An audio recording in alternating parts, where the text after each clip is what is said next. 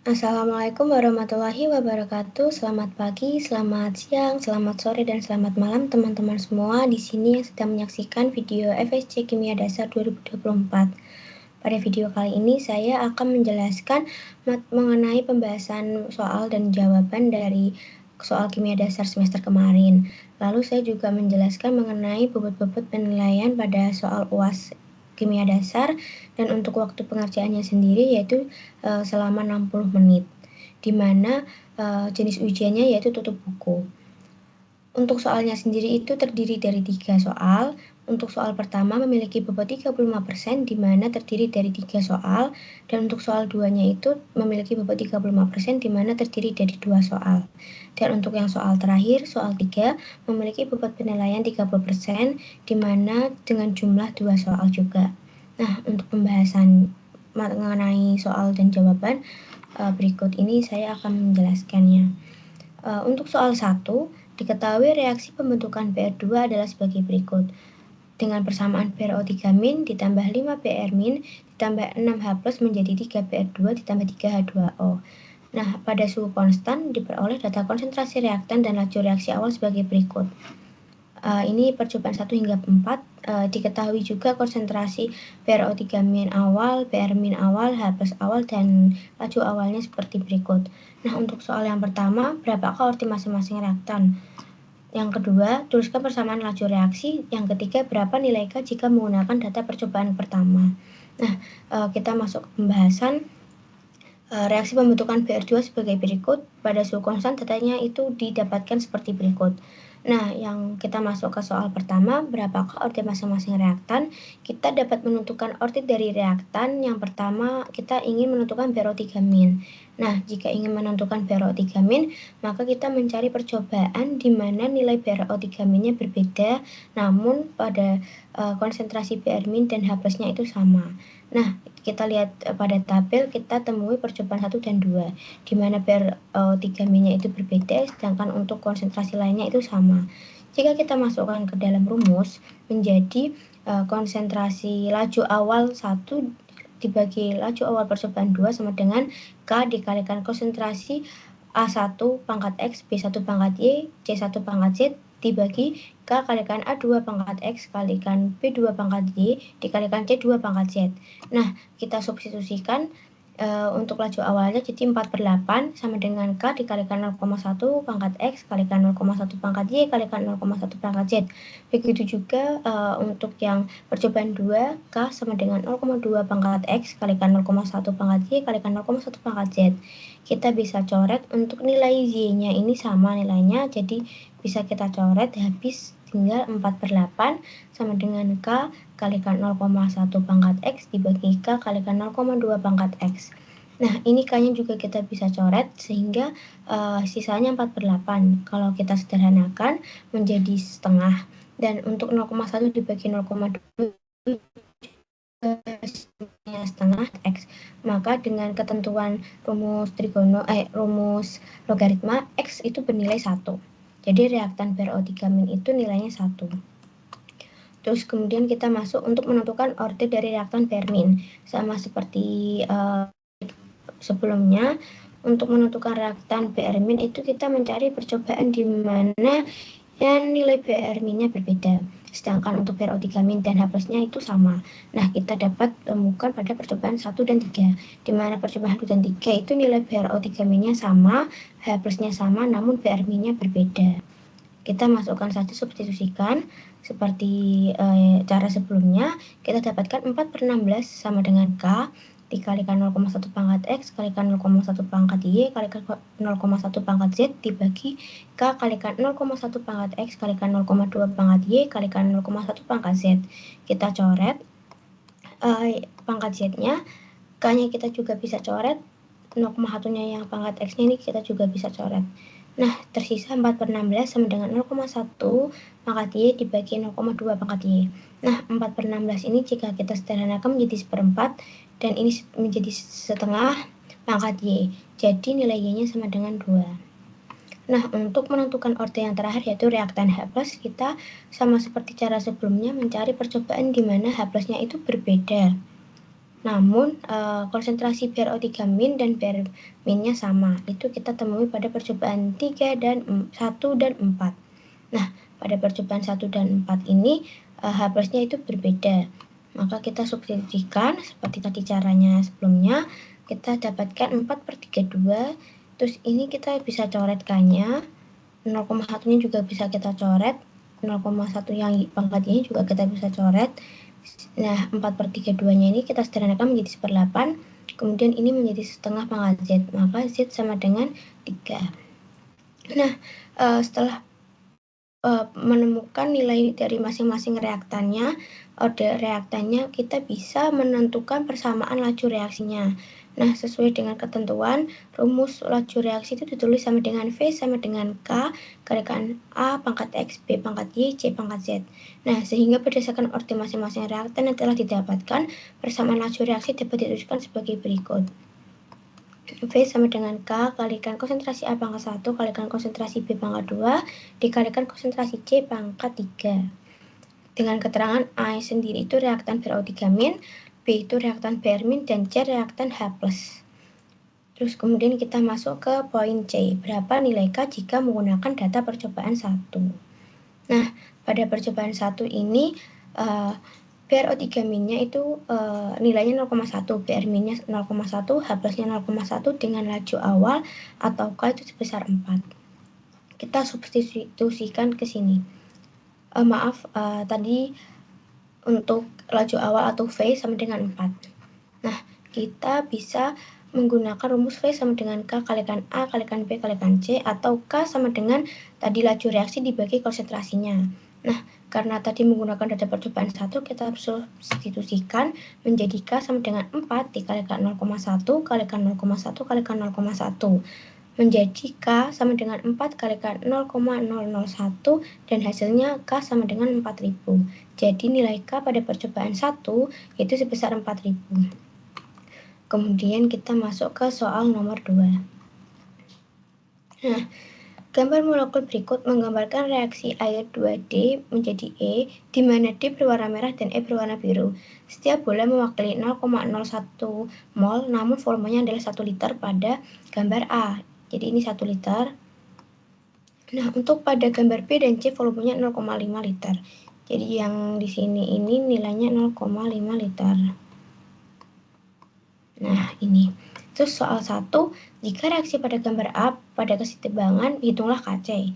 Nah, untuk yang soal 2, apakah reaksi pada gambar B dan C berada dalam keadaan setimbang? Jika belum mencapai kesetimbangan, ke arah mana reaksi berlangsung?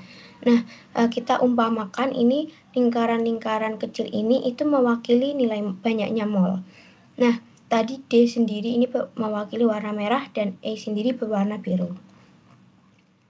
Nah, untuk soal nomor 1, kan tadi yang poin A itu reaksi pada gambar A berada pada kesetimbangan atau tidak, hitunglah KC. Nah, itu kan diketahui di soal bahwa pada gambar 1 itu mengalami kesetimbangan. Maka rumus KC itu sama dengan konsentrasi produk dibagi pereaktannya dikuadratkan atau konsentrasi E dibagi D kuadrat. Nah, E sendiri tadi kan berwarna biru. Nah, rumus itu kan N per V. Nah, N-nya sendiri ini pada gambar 1 ini, tadi yang E-nya itu berwarna biru. Jadi ada 3 butir biru dikalikan 0,01 mol, maka nilai dari mol yang berwarna biru atau mol reaktan itu sebanyak 0,03. Itu didapatkan dari 0,01 dikalikan 3 banyaknya butir ini. Nah, V-nya tadi sendiri pada gambar 1 itu kan nilainya 1 liter, maka ini dibagi 1 liter. Nah, untuk D-nya atau yang berwarna merah atau pereaktannya itu kan tadi jumlahnya juga 3. Maka untuk yang warna merah itu nilainya juga N per V sama dengan 0,03. Itu didapat dari 0,01 ini dikalikan banyaknya butir yang 3 ini. Terus juga dibagi 1 liter. Nah, ini sebagai D, ini sebagai E.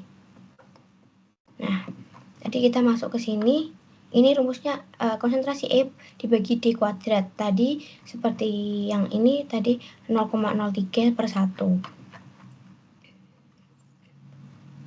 Ini 0,03/1 dibagi 0,03/1 kuadrat. Hasilnya jika dikalkulatorkan menjadi 100/3 atau 33,3. Jadi nilai KC pada gambar A itu mengalami kesetimbangan sebesar 33,3. Kemudian kita masuk ke soal B. Apakah reaksi pada gambar B dan C berada dalam keadaan setimbang? Jika belum mencapai kesetimbangan, ke arah mana reaksi berlangsung? Nah, QC sama dengan hasil produk dibagi reaktannya dikuadratkan. Sama seperti tadi, sebenarnya rumusnya untuk yang gambar B ini, kita jika ingin mencari nilai D-nya, itu kan jumlahnya juga ada 3. Nah, tadi N per V. Nah, untuk jumlah molnya tadi ini ada 3, berarti dikalikan 0,01 hasilnya 0,03. Namun untuk volumenya sendiri itu karena pada gambar B ini hanya 0,5, maka di sini kita ganti menjadi 0,5. Nah, sama seperti nilai D, pada nilai E-nya sendiri itu yang berwarna biru, itu kan sama juga jumlahnya ada 3 butir, maka setiap bola ini mewakili mol, berarti 0,01 dikalikan 3 hasilnya 0,03 dengan volumenya yaitu sebesar 0,5 liter. Kita anggap ini 0,5 liter. Jadi ini yang nilai E dan D-nya kita substitusikan ke sini juga. Seperti ini, 0,03 dibagi 0,5 dibagi 0,03 dibagi 0,5 kuadrat. Jika kita kalkulatorkan hasilnya 50/3 atau 16,6. Nah, karena nilai QC-nya ini lebih kecil dibandingkan KC-nya yaitu sebesar 33,3, maka dapat kita simpulkan bahwa reaksi belum mencapai kesetimbangan dan berlangsung ke arah kanan atau menuju gas produk. Jadi pada ini tuh menuju ke arah kanan seperti ini. Terus kita memasuki gambar C. Sama seperti gambar B, itu bedanya di jumlah molnya. Untuk volumenya sama-sama 0,5 liter, sedangkan untuk jumlah molnya itu pada bola berwarna biru atau hasil produknya ini jumlahnya itu ada 6. Ada 6. Jadi untuk yang nilai gambar C-nya ini pada D-nya itu kan N per V. Nah, N-nya ini jumlahnya tadi ada 6. Maka 6 kalikan 0,01 itu kan sama dengan 0,06. Nah, untuk volumenya sendiri tadi kan tetap 0,5 liter ya. Nah, namun untuk yang nilai D atau yang berwarna merah itu 3. Jadi sama N sama dengan N per V sama dengan 0,03 dibagi 0,5. Kita substitusikan ke sini. Tadi E dibagi D kuadrat itu hasilnya sekian. Jika kita kalkulatorkan hasilnya 100/3 atau 33,3.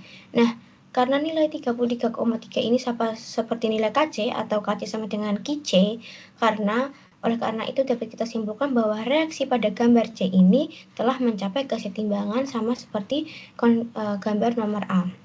Jadi yang ini telah seimbang, yang ini belum seimbang, sedangkan yang ini juga sudah seimbang, seperti itu. Nah, terus kemudian kita masuk ke soal nomor 3. A. Jika NH4Br dilarutkan dalam air, termasuk asam, basa, atau netral, jelaskan. Saya akan menjelaskan yaitu ketika NH4Br atau amonium bromida dilarutkan dalam air, larutan tersebut bersifat asam. Karena yang pertama disosiasi NH4Br. Nah, jika NH4Br atau garam dapat terionisasi sepenuhnya dalam air menghasilkan reaksi seperti ini. NH4Br ditambah NH4+ dan Br-. Nah, ion yang dihasilkan itu NH4+ ini bersifat ion amonium dan Br- ini ion bromida. Nah, yang kedua ada karakteristik ion. Ion Br- ini itu kan merupakan asam kuat. Nah, ketika HBr terionisasi dalam air, yang memberikan ion Br- yang tidak mempengaruhi pH secara signifikan, karena ion ini merupakan anion dari asam kuat. Br- ini tidak mengalami hidrolisis dan tetap berada dalam ioniknya. Nah, untuk karakteristik ion NH4+, itu kan konjugat dari basa lemah NH3. Jadi NH4+ ini kalau dalam air mengalami hidrolisis itu percobaannya seperti berikut. Nah, jika hidrolisis ini menghasilkan ion H3O+ atau hidronium, akan meningkatkan konsentrasi ion H3O- dalam larutan sehingga larutan itu akan bersifat asam. Nah, karena NH4Br menghasilkan ion NH4+, mengalami hidrolisis untuk membentuk ion H3O+, maka larutan NH4Br dalam air akan bersifat asam. Ion Br yang dihasilkan dari disosiasi NH4Br tidak mengalami pH karena berasal dari asam kuat HBr dan tidak mengalami hidrolisis. Jadi, kesimpulannya NH4Br ini bersifat asam. Nah, kita masuk ke penentuan jumlah pH-nya. Berapakah pH dari 1 M NH4Br jika Kb-nya itu diketahui sebesar 1,76 kali K10 pangkat min 5 jika menggunakan metode analisis dari kesetimbangan dan bukan rumus cepat. Nah, kita dapat tahu bahwa NH4Br itu kan tadi konsentrasinya sebesar 1 M. Untuk Kb-nya sendiri 1,76 kali K10 pangkat min 5. Terus ditanyanya pH dari NH4Br jika menggunakan metode analisis kesetimbangan. Untuk penyelesaiannya, karena menghitung pH itu dari larutan 1M NH4Br, kita perlu memahami bahwa NH4Br itu kan garam yang terionisasi. Nah, jadi kita dapat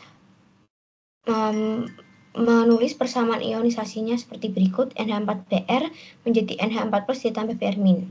Nah, untuk hidrolisis ion NH4+ ini kita dapat tuliskan juga NH4+ ditambah H2O dalam air menjadi NH3 ditambah H3O+.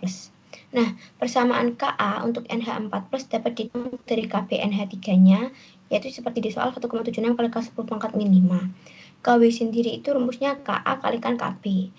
Jika kita ingin mencari nilai asam atau Ka-nya sama dengan Kw per Kb. Nah, Kw itu sesuai dengan ketetapan nilainya 10 pangkat min 14. Dan Kb-nya sendiri seperti di soal, yaitu kita substitusikan 1,76 kalikan 10 pangkat min 5. Jadi nilai Ka-nya itu kita dapatkan 5,68 kalikan 10 pangkat min 10. Nah, misalkan perubahan konsentrasi NH4 ini terhidrolisis, kita misalkan menjadi X.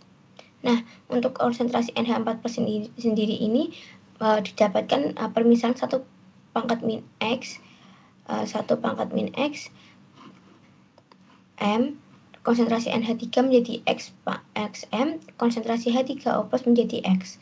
Nah, untuk mencari konstantanya kesetimbangan asam, kita masukkan ke rumus Ka sama dengan konsentrasi NH3 dikalikan NH3O+ dibagi NH4+.